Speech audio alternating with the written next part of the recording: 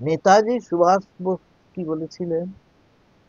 তিনি the Indian struggle সেখানে লিখছেন, nothing could be expected from either the Muslim League or the Hindu Mahasabha. এই মুসলিম লীগ এবং হিন্দু মহাসভার কাছ থেকে কিচ্ছু পাওয়ার নেই, কিচ্ছু পাওয়ার নেই। এরপরেও সেই 47-এর নগর ফেলে নেহরুকে জেলবন্দি করতে উন্মত্ত হয়ে উঠেছে বিজেপি এবং প্রধানমন্ত্রী মোদীজি। আসলে নেহরুর প্রপৌত্র রাহুলের ভোট চুরির অপবাদ বড়ই গায়ে লেগেছে প্রধানমন্ত্রী, এটাই মনে হচ্ছে।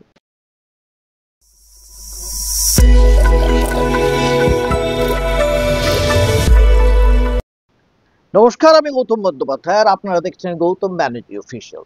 যারা আমার চ্যানেল দেখছেন তাদের প্রত্যেককে আমার চ্যানেলে স্বাগত। আমার একটাই অনুরোধ যে আপনারা আমার চ্যানেল সাবস্ক্রাইব করবেন এবং শেয়ার করবেন, তার সঙ্গে কমেন্ট করবেন, আর যে নোটিফিকেশন আইকনটা আছে, বেলটা আছে, সেটা দয়া করে অন করে রাখবেন। স্বাধীনতা দিবসে আমরা কি দেখলাম? স্বাধীনতা দিবসে লাল কেল্লা থেকে প্রধানমন্ত্রী নরেন্দ্র দামোদর দাস মোদী যে ভাষণ দিলেন, সেখান থেকে আমরা যা যা পেলাম তার মধ্যে দুটি খুব বিশেষ উল্লেখযোগ্য বিষয় রয়েছে। একটা একটু নেতিবাচক, আরেকটা একটু ইতিবাচক। কি কি নেতিবাচক? মানে প্রথমে তার ভাষণে অনুচ্চারিত থেকে গেল বুলেট ট্রেনের কথা।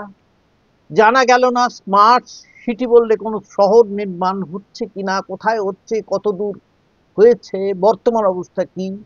জানা গেল না দেশে যেভাবে ক্রমশ ধর্মীয় এবং জাতিগত অসহিষ্ণুতা বেড়ে উঠছে, তা কমানোর জন্য তিনি কি কি ব্যবস্থা নিতে চলেছেন।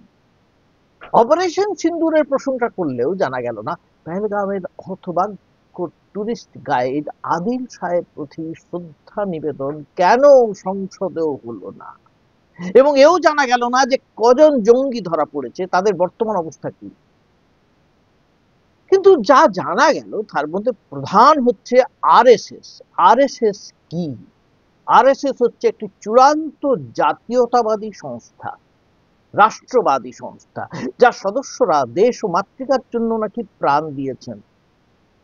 জানা গেল এই সংস্থা কতখানি শৃঙ্খলা পরায়ণ, যা শতবর্ষ ধরে দেশের সেবা করে চলেছে। প্রধানমন্ত্রীর এই ভাষণের সূত্র ধরে কয়েকটা প্রশ্ন উঠে আসছে। প্রথম প্রশ্ন হলো, তিনি কি সবকা সাথ সবকা বিকাশের কথা আর মুখে আনবেন না?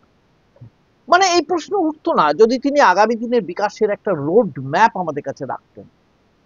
এর মাঝে তিনি একটা বড় ঘোষণা করেছেন। তিনি বলছেন দীপাবলির জন্য এবার ডাবল ধামাকা। একটা তো আনন্দের ধামাকা, ঠিক আছে, আর দ্বিতীয় ধামাকা হচ্ছে জিএসটি সংস্কার। যবে থেকে এই সরকার, মানে তাঁর সরকার জিএসটি চালু করেছে, তবে থেকে ছোট এবং মাঝারি ব্যবসায়ীদের নাভিশ্বাস উঠেছে। पिछले 8 साल से हमने जीएसटी का बहुत बड़ा रिफॉर्म किया। पूरे देश में टैक्स के बर्डन को कम किया, टैक्स की व्यवस्थाओं को सरल किया, और 8 साल के बाद समय की मांग है कि हम एक बार उसको रिव्यू करें। हमने एक हाई पावर कमेटी को बिठा करके रिव्यू शुरू किया, राज्यों से भी विचार विमर्श किया, और मेरे प्यारे देशवासियों, हम नेक्स्ट जनरेशन जीएसटी रिफॉर्म्स लेकर के आ रहे हैं। ये दिवाली के अंदर आपके लिए तोहफा बन जाएंगे। বিরোধী নেতৃত্ব, বিশেষ করে কংগ্রেস নেতা রাহুল গান্ধী প্রথম দিন থেকে বলে আসছেন এই দেশ ক্রমেই আদানি আর আম্বানিদের মতন শিল্পপতিদের হাতে চলে যাচ্ছে। সে কথায় কর্ণপাত করেননি প্রধানমন্ত্রী। মোদির বক্তব্য শুনে মনে হলো এতদিনের সরকার বুঝেছে যে শুকনো কথায় চিড়ে ভিজছে না, এই সমস্যার আসল সমাধান দরকার।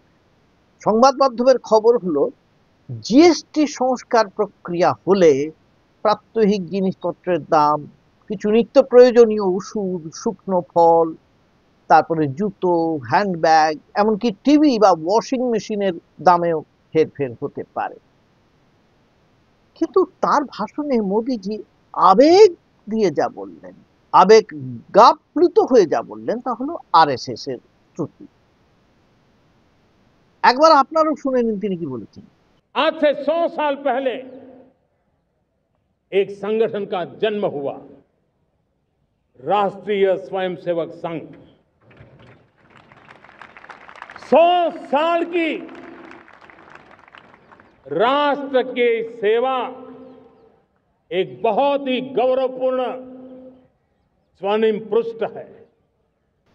মোদি বলছেন বিশ্বের মধ্যে সর্বাপেক্ষা বড় স্বেচ্ছাসেবী সংস্থার নাম হচ্ছে আরএসএস। কিন্তু সমস্যা হলো যে এই বিশ্বের মধ্যে অন্যতম বড় বৃহত্তম দেশ আমেরিকা, সেই খোদ আমেরিকায় ট্রাম্পের দেশ এই সংস্থাকে বলেছে যে না, একে সন্দেহের চোখে দেখতে হবে। সেখানে গোয়েন্দা রিপোর্টে এই সংস্থাকে কট্টরপন্থী হিন্দু সংগঠন বলে দেগে দেওয়া হয়েছে। এমনকি ইউরোপের একাধিক দেশের বিরুদ্ধ রাজনৈতিক নেতৃত্বের মধ্যেও এই বিষয়ে একই মনোভাব।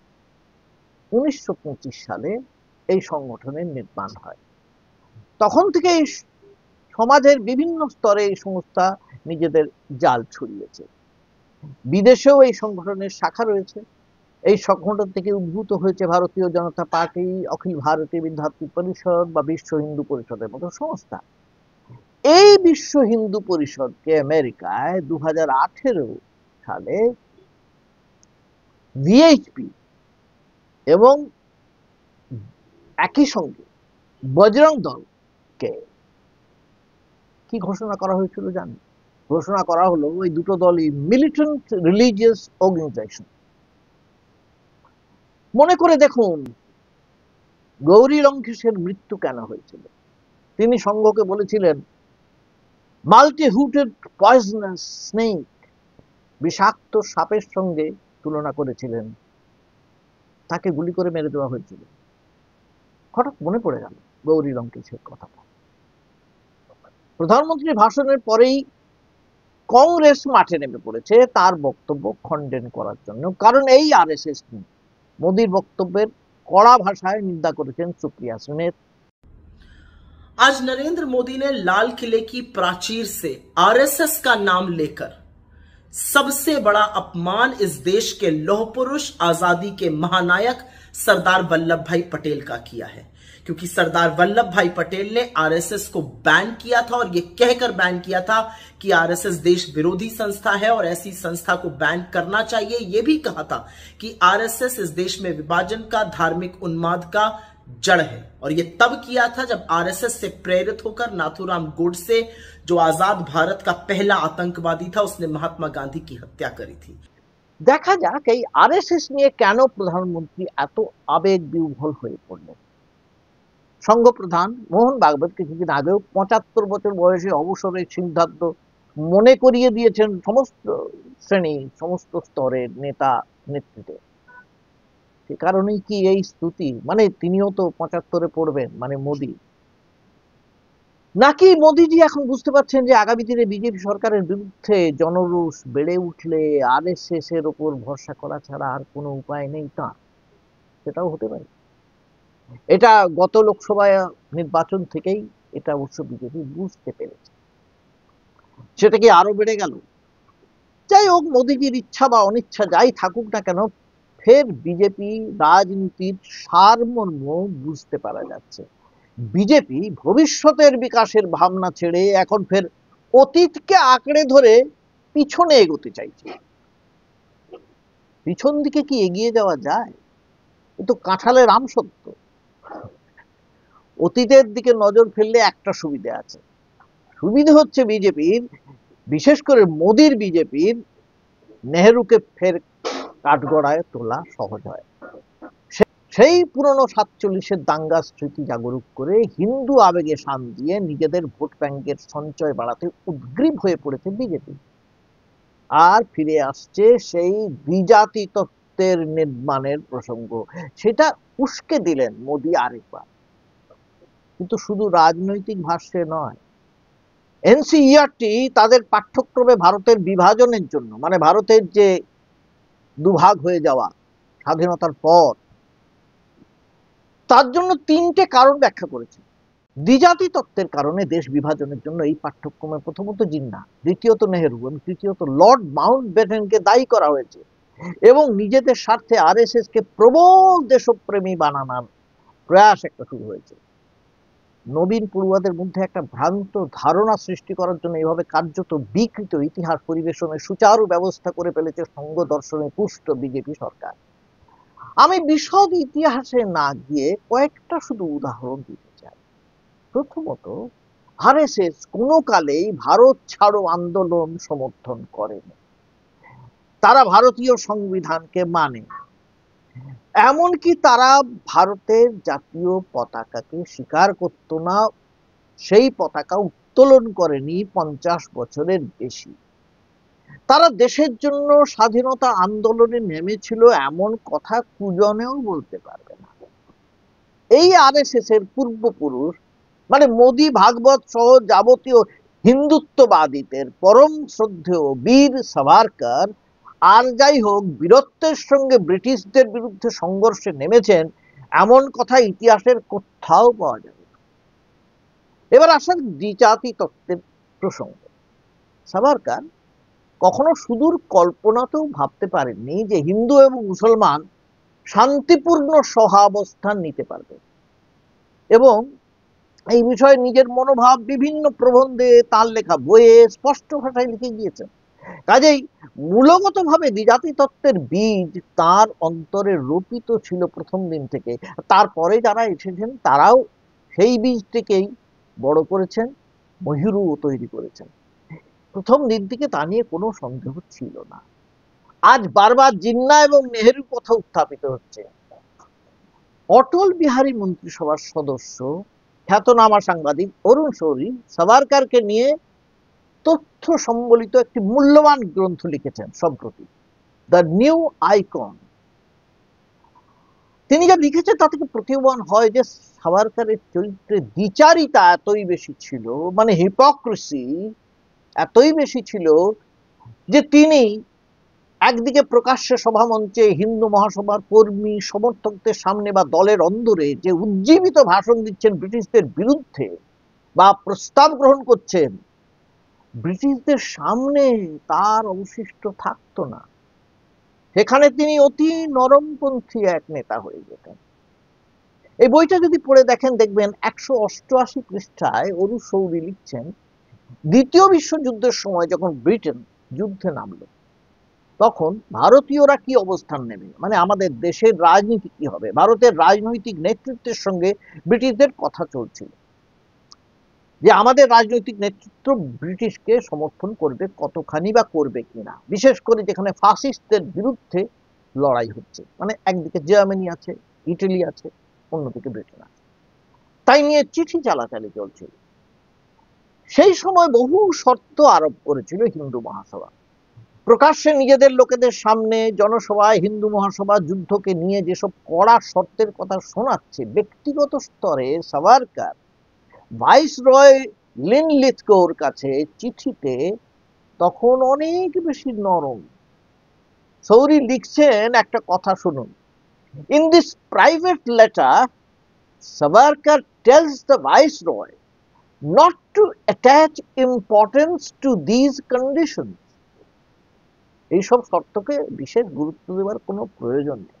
হিন্দু মহাসভা লিখছে ঠিকই, বলছে ঠিকই, কিন্তু অত গুরুত্ব দেওয়ার কিছু নেই। আসলে সাভারকরের রাগ ছিল শুধুমাত্র মুসলিম লীগ এবং কংগ্রেসের ওপর। কংগ্রেস কেন হিন্দুদের সংগঠন হবে, মানে হিন্দুরা কেন কংগ্রেসকে বিশ্বাস করবে, কেন হিন্দু মহাসভাকে শুধু বিশ্বাস করবে না।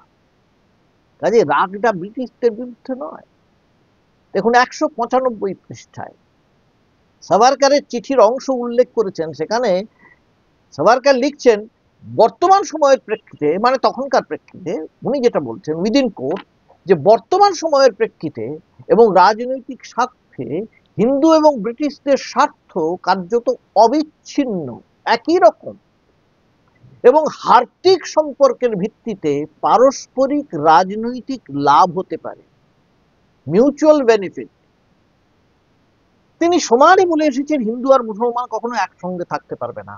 অথচ তিনি সিন্ধ প্রদেশে যখন প্রাদেশিক সরকার তৈরি হলো তখন সেখানে মুসলিম লীগের সঙ্গে মহাসভা মানে হিন্দু মহাসভা একযোগে মন্ত্রিসভার গঠনের যে সিদ্ধান্ত তাকে এক কথায় মেনে নিলেন।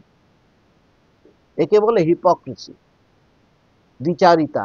অরুণ শৌরি জানাচ্ছেন মানে লিখছেন, সাভারকার সিন্ধ প্রাদেশিক মন্ত্রিসভায় মহাসভার যুক্ত হওয়ায় দুহাত তুলে তাকে সমর্থন করেছিলেন। সাভারকার কি লিখেছিলেন শুনুন। তিনি লিখেছিলেন, in the Hindu minority provinces, whenever a Muslim ministry seems inevitable, কোনো যদি এমন জায়গা হয় যেখানে হিন্দুরা সংখ্যালঘিষ্ঠ, কম সংখ্যালঘু, সেখানে যদি মন্ত্রিসভা তৈরি হয়, whether it is a league one or otherwise, and Hindu interest could be served better by joining it, the Hindu Savaites in particular should try as a matter of right to capture as many seats as possible in the ministry and do the best they could do to safeguard the interest of the Hindu minority. সেখানে লীগই হোক বা যেই হোক, হিন্দু মহাসভাকে সেই মন্ত্রিসভায় যোগ দিতে হবে, এটাই তিনি বলছেন মূলত। এই মন্ত্রিসভায় অন্য সদস্যরা বা লীগ যদি থাকে, সেই মন্ত্রিসভা, এই যে সিন্ধের মন্ত্রিসভা, সেখানে প্রথম পাকিস্তানের জন্য মানে পৃথক রাষ্ট্রের জন্য প্রস্তাব গ্রহণ হলো। সেই মন্ত্রিসভায় হিন্দু মহাসভা ছিল এবং সেই হিন্দু মহাসভাকে পূর্ণ সমর্থন জানিয়েছিলেন সাভারকার। শৌরি লিখছেন, in fact Sindh assembly was the first to pass a resolution to this effect. এই প্রথম প্রস্তাব পাকিস্তান যে ভিন্ন রাষ্ট্র হবে মুসলমানদের জন্য, সেটা এই সিন্ধ প্রদেশে প্রথম নেওয়া হয়েছিল। কাজে বোঝা যাচ্ছে যে তখনই কার্যত হিন্দু মহাসভার শিলমোহর পেয়ে গিয়েছিল এই দ্বিজাতি তত্ত্ব। পট্টবী সীতারামাইয়া ভারতীয় জাতীয় কংগ্রেসের যে ইতিহাস লিখেছেন, সেখানে তিনি সাধে লেখেননি যে হিন্দু মহাসভা আদতে মুসলিম লীগের হিন্দু সংস্করণ হয়ে গেল। আর এই কারণে নেতাজি সুভাষ বোস কি বলেছিলেন, তিনি দি ইন্ডিয়ান স্ট্রাগল সেখানে লিখছেন, nothing could be expected from either the Muslim League or the Hindu Mahasabha.